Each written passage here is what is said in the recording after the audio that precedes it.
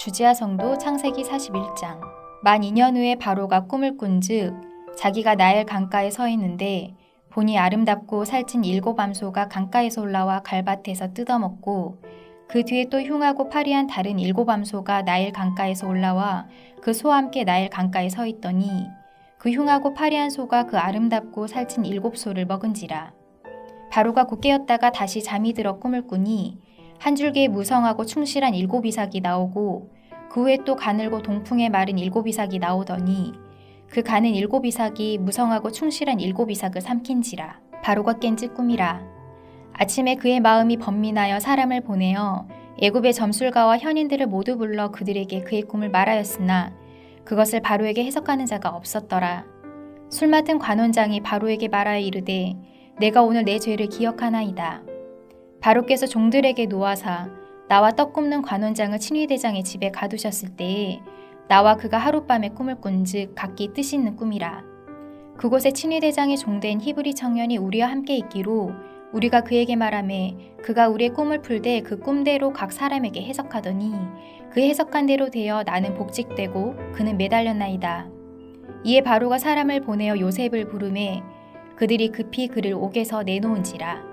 요셉이 곧 수염을 깎고 그의 옷을 갈아입고 바로에게 들어가니 바로가 요셉에게 이르되 내가 한 꿈을 꾸었으나 그것을 해석하는 자가 없더니 들은즉 너는 꿈을 들으면 능히 푼다 하더라. 요셉이 바로에게 대답하여 이르되 내가 아니라 하나님께서 바로에게 편안한 대답을 하시리이다. 바로가 요셉에게 이르되 내가 꿈에 나일 강가에 서서 보니 살찌고 아름다운 7암소가 나일 강가에 올라와 갈밭에서 뜯어먹고 그 뒤에 또 약하고 심히 흉하고 파리한 7암소가 올라오니 그같이 흉한 것들은 애굽 땅에서 내가 아직 보지 못한 것이라. 그 파리하고 흉한 소가 처음에 7살찐 소를 먹었으나 먹은 듯 하지 아니하고 여전히 흉하더라. 내가 곧 깨었다가 다시 꿈에 보니 한 줄기에 무성하고 충실한 7이삭이 나오고 그 후에 또 가늘고 동풍에 마른 7이삭이 나더니 그 가는 이삭이 좋은 7이삭을 삼키더라. 내가 그 꿈을 점술가에게 말하였으나 그것을 내게 풀이해 주는 자가 없느니라. 요셉이 바로에게 아르되 바로의 꿈은 하나라.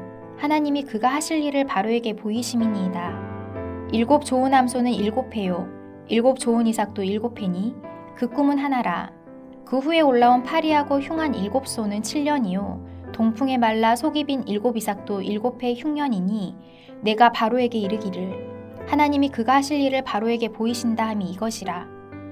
온 애굽 땅에 7회 큰 풍년이 있겠고 후에 7회 흉년이 들므로 애굽 땅에 있던 풍년을 다 잊어버리게 되고 이 땅이 그 기근으로 망하리니 후에 든 그 흉년이 너무 심함으로 이전 풍년을 이 땅에서 기억하지 못하게 되리이다. 바로께서 꿈을 2번 겹쳐 꾸신 것은 하나님이 이 일을 정하셨음이라.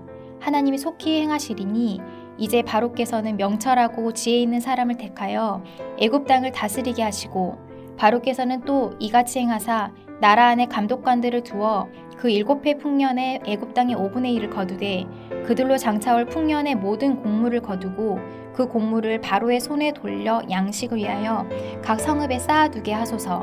이와 같이 그 곡물을 이 땅에 저장하여 애굽 땅에 임할 7회 흉년에 대비하시면 땅이 이 흉년으로 말미암아 망하지 아니하리이다. 바로와 그의 모든 신하가 이 일을 좋게 여긴지라. 바로가 그의 신하들에게 이르되 이와 같이 하나님의 영에 감동된 사람을 우리가 어찌 찾을 수 있으리요 하고 요셉에게 이르되 하나님이 이 모든 것을 내게 보이셨으니 너와 같이 명철하고 지혜 있는 자가 없도다. 너는 내 집을 다스리라. 내 백성이 다 내 명령에 복종하리니 내가 너보다 높은 것은 내 왕자뿐이니라. 바로가 또 요셉에게 이르되 내가 너를 애굽 온 땅의 총리가 되게 하노라 하고 자기의 인장 반지를 빼어 요셉의 손에 끼우고 그에게 세마포 옷을 입히고 금사슬을 목에 걸고 자기에게 있는 버금 수레에 그를 태우매 무리가 그의 앞에서 소리 지르기를 엎드리라 하더라. 바로가 그에게 애굽 전국을 총리로 다스리게 하였더라. 바로가 요셉에게 이르되 나는 바로라. 애굽 온 땅에서 네 허락이 없이는 수족을 놀릴 자가 없으리라 하고 그가 요셉의 이름을 사브나 바네아라 하고 또 온의 제사장 보디베라의 딸 아스낫을 그에게 주어 아내로 삼게 하니라. 요셉이 나가 애굽 온 땅을 순찰하니라. 요셉이 애굽 땅 바로 앞에 설 때에 30세라. 그가 바로 앞을 떠나 애굽 온 땅을 순찰하니 7해 풍년에 토지 소출이 심히 많은지라. 요셉이 애굽 땅에 있는 그 7년 곡물을 거두어 각 성에 저장하되 각 성읍 주위의 밭의 곡물을 그 성읍 중에 쌓아두매 쌓아둔 곡식이 바다 모래같이 심이 많아 세기를 그쳤으니 그 수가 한이 없음이었더라. 흉년이 들기 전에 요셉에게 두 아들이 나되 곧 온의 제사장 보디베라의 딸 아스낫이 그에게서 낳은지라. 요셉이 그의 장남의 이름을 므낫세라 하였으니 하나님이 내게 내 모든 고난과 내 아버지의 온 집을 잊어버리게 하셨다 하미요. 차남의 이름을 에브라임이라 하였으니 하나님이 나를 내가 수고한 땅에서 번성하게 하셨다 함이었더라. 애굽 땅에 7해 풍년이 그치고 요셉의 말과 같이 7해 흉년이 들기 시작하매 각국에는 기근이 있으나 애굽 온 땅에는 먹을 것이 있더니 애굽 온 땅이 굶주림에 백성이 바로에게 부르짖어 양식을 구하는지라. 바로가 애굽 모든 백성에게 이르되 요셉에게 가서 그가 너희에게 이르는 대로 하라 하니라. 온 지면에 기근이 있음에 요셉이 모든 창고를 열고 애굽 백성에게 팔세 애굽 땅에 기근이 심하며 각국 백성도 양식을 사려고 애굽으로 들어와 요셉에게 이르렀으니 기근이 온 세상에 심함이었더라. 하늘에 계신 우리 아버지여, 이름이 거룩히 여김을 받으시오며 나라가 임하옵시며 뜻이 하늘에서 이룬 것 같이 땅에서도 이루어지이다. 오늘날 우리에게 일용할 양식을 주옵시고 우리가 우리에게 죄 지은 자를 사하여 준 것 같이 우리 죄를 사하여 주옵시고 우리를 시험에 들게 하지 마옵시고 다만 악에서 구하옵소서. 대개 나라와 권세와 영광이 아버지께 영원히 싸움나이다. 아멘.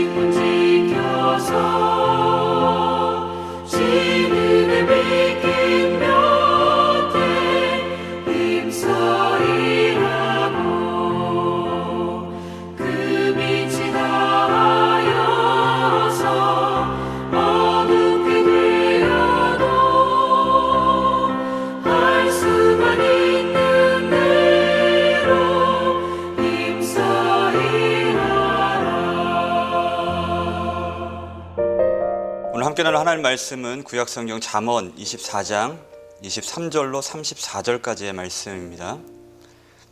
그중 23절에서 27절까지만 제가 읽도록 하겠습니다.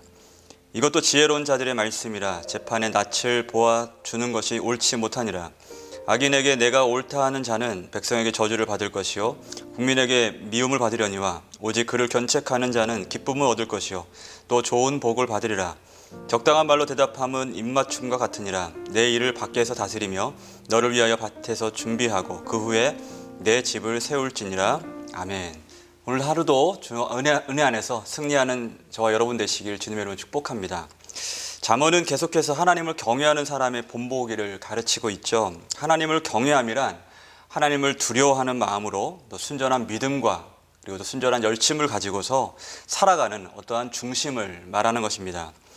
그런 사람의 삶은 첫째로 하나님을 닮은 삶을 살아납니다. 그리고 또 하나님 말씀대로 순종하는 삶을 살죠. 하나님께서는 여호수아에게 이렇게 말씀하셨습니다. 가나안 땅에 이제 들어가기 직전에 두려움 가운데 있었던 여호수아에게 이 율법책을 내 입에서 떠나지 말게 하며 주야로 그것을 묵상하여 그 안에 기록된 대로 다 지켜 행하라. 그리하면 내 길이 평탄하게 될 것이며 내가 형통하리라. 여러분들, 이 말씀의 이 원리는 지금 이 순간 우리에게도 동일하게 적용돼야 되는 것이고, 또한 오늘도 우리가 구해야 될 믿음입니다. 하나님의 말씀에 기록된 대로 다 지켜 행할 수 있는 믿음, 이 믿음을 우리가 구할 수 있어야 된다는 것이죠. 이런 삶을 살아가는 사람들은 거룩한 삶의 태도를 가지고 삶을 이어갑니다. 특별히 오늘 본문은 하나님을 경외하는 사람이 가져야 할 그러한 거룩한 삶의 태도에 대해서 기소를 하고 있는데, 첫째로는 이런 거룩한 삶의 태도를 가지고 살아가는 사람들에게 가장 중요한 부분이 무엇인가 라고 했을 때 하나님의 공의와 정직함을 닮은 삶을 살아야 된다라는 것입니다. 성경에서 공의를 설명할 때는 항상 하나님과 연관하여 설명을 합니다. 그러면서 꼭 같이 소개되는 단어가 있는데 바로 그것이 인애라는 것입니다. 이게 너무나 중요합니다. 예컨대 십자가는 공의이죠. 공의. 죄에 대한 심판을 다루고 있는 것이 바로 십자가입니다. 이 죄를 심판하는 도구가 십자가임에도 불구하고 이 십자가를 바라보는 누구나 믿는 사람이라면 마음 가운데 설명할 수 없는 감격을 느끼고 그리고 흠모하게 됩니다. 이 심판의 도구를 흠모할 수 있는 이유는 십자가는 공의인 동시에 하나님의 말할 수 없는 사랑을 나타내 보여주는 것이기 때문에 그렇습니다. 하나님의 사랑을 보여주는 상징이라는 것이죠.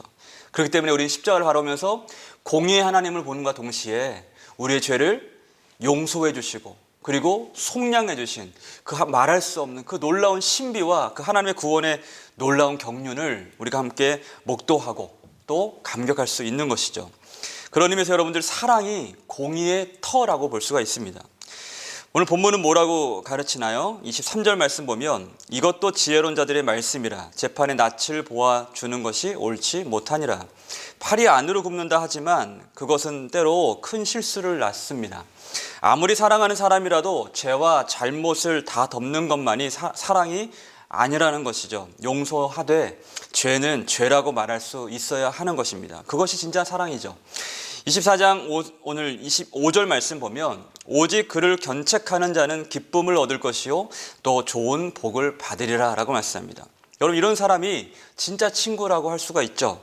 징계 없는 사랑이 진정한 사랑이 아니듯이 죄에 대한 인식을 가지지 않는 사랑은 그저 박애주의에 불과합니다. 세상 사람들이 하는 어떤 그런 사랑과 다를 게 없다라는 거죠.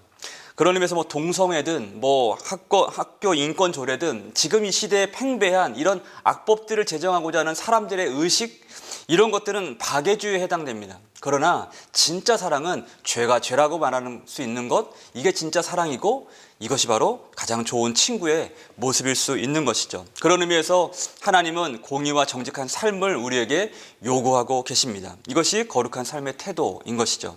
두 번째로, 성실함이 하나님을 경외하는 삶의 태도가 됩니다. 성실함. 30절에서 32절까지의 말씀을 한번 눈으로 보시면 내가 게으른 자의 밭과 지혜 없는 자의 포도원을 지나며 본즉 가시덤불이 그 전부에 퍼졌으며 그 지면이 거친 풀로 덮였고 돌담이 무너져 있기로 내가 보고 생각이 깊었고 내가 보고 훈계를 받았노라 라고 말씀합니다. 여러분, 우리 인생을 밭으로 비유할 때 열심으로 살아낸 인생과 게으르게 시간을 보낸 인생은 많은 차이를 볼 수 있고 그런 차이를 만들 수 있다는 것을 우리는 기억할 수 있어야 되죠. 그러나 열심히 산다고 모든 인생이 다 잘 된다는 보장도 없는 것입니다. 그렇기에 우리는 하나님이 주신 모든 기회와 시간 앞에서 겸손을 배울 수 있어야 하는 것이죠. 그리고 겸손은 성실로 드러나게 됩니다. 우리는 항상 성실해야 합니다. 왜냐하면 우리가 믿는 하나님, 우리를 부르신 하나님께서 성실하신 분이시기 때문에 그렇습니다. 시편에 이런 고백들이 많이 나오는데 그중에서 100편의 5절 말씀 보면 여호와는 선하시니 그의 인자하심이 영원하고 그의 성실하심이 대대에 이르리로다 말씀합니다. 신앙과 삶의 성실한 사람은 그 잎이 푸르르고 그 영혼에 마르지 않는 샘이 충만하게 흘러납니다. 오늘 말씀에서는 그렇지 못한 삶의 모습을 보여주는데, 반면 신앙과 삶에 성실하지 못한 사람은 어떤가? 그 영혼에 자풀이 가득하고 또 가시덤불과 엉겅퀴가 가득하게 된다는 겁니다. 우리는 바른 열심을 낼 수 있어야 돼요. 바른 방향으로 바른 하나님을 섬기면서, 하나님을 온전히 바르게 섬기면서 그러한 열심을 통해서 우리 영혼과 우리 삶이 정돈되고 온전할 수 있도록 날마다 기도하고 주 앞에 겸손하게 성실한 모습으로 나아갈 수 있어야 되는 것이죠. 계시록 3장 19절 말씀 보면 그 성실함을 이렇게 중요하게 또 적용하는 말씀으로 소개하는데, 물은 내가 사랑하는 자를 책망하여 징계하노니 그러므로 내가 열심을 내라 회개하라 라고 말씀합니다. 회개하는데 열심을 내야 돼요. 잘못된 삶의 방향에서 다시 틀어서 하나님께 가까이 나아가는 열심, 내 마음의 중심이 틀어지고 뭔가 잘못된 것들로 가득 차 있는 것들을 다 비워내고 다 내려놓고 십자가에서 온전히 죽어지는 열심, 이런 열심을 통해서 하나님 말씀을 순종하고 하나님을 온전히 사랑하는 삶에 열심을 내라고 성경은 우리에게 가르치고 있습니다. 여러분, 이 성실에도 우선순위가 있음을 오늘 말씀에서 설명을 하는데, 이런 열심을 통해서 우리가 살아가지만 또 한 가지는 우리는 밖에서도 성실함을 나타내 보이는 삶을 살아야 된다고 말씀을 통해서 가르치고 있습니다. 27절 말씀 보면 내 일을 밖에서 다스리며 너를 위하여 밭에서 준비하고 그 후에 내 집을 세울지니라 라고 말씀합니다. 우리가 사는 집이 평안하려면 집만 세운다고 될 것이 아니라는 거죠. 요즘은 나만 잘 되면 다 된다는 어떤 그런 사고를 갖고 있는데, 이건 정말 한참 잘못된 것이죠. 우리는 모든 이웃과의 관계 안에서도 성실할 수 있어야 됩니다. 함께 잘 될 수 있도록 성실해야 돼요.